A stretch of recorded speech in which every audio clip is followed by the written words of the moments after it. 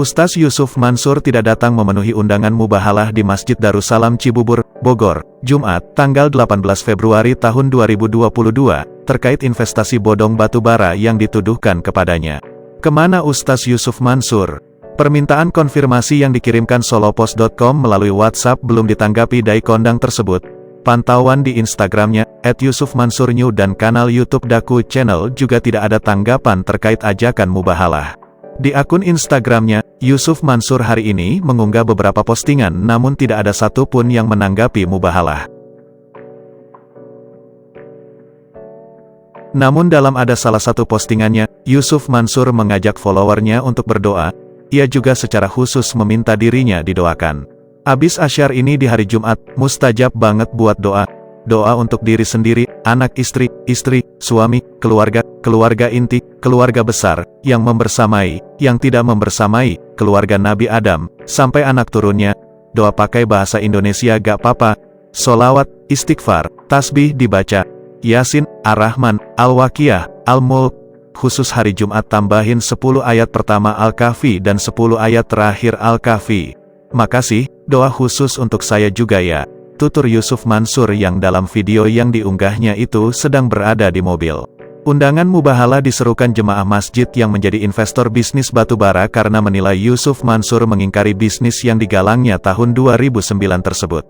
Dengan tidak hadirnya Yusuf Mansur dalam mubahalah, para investor menilai dai kondang tersebut telah berbohong terkait pernyataannya di berbagai media yang menyebut dirinya tidak tahu menahu tentang investasi batubara di Kalimantan Selatan tahun 2009.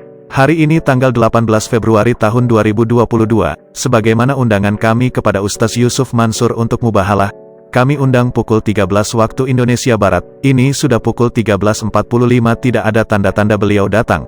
Tidak ada telepon, tidak ada konfirmasi padahal dalam undangan itu kami sertakan nomor telepon, undangan sudah kami kirimkan sepekan yang lalu, tidak ada respons sama sekali. Ujar salah satu investor, Zaini Mustafa, di depan Masjid Darussalam seperti dikutip solopos.com dari kanal YouTube Jia TV, Jumat sore.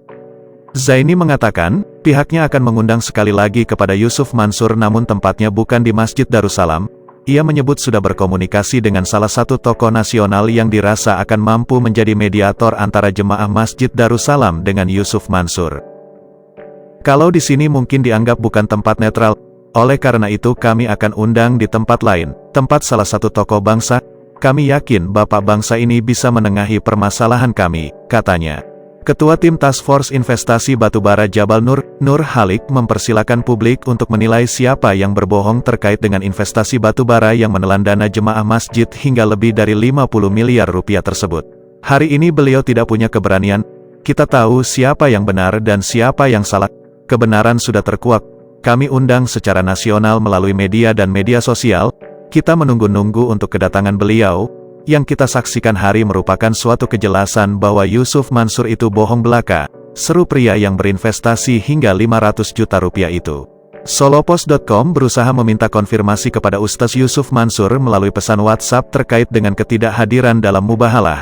Namun hingga berita ini diturunkan belum ada jawaban dari dai bernama kecil Zaman Nur Khotib Mansur itu.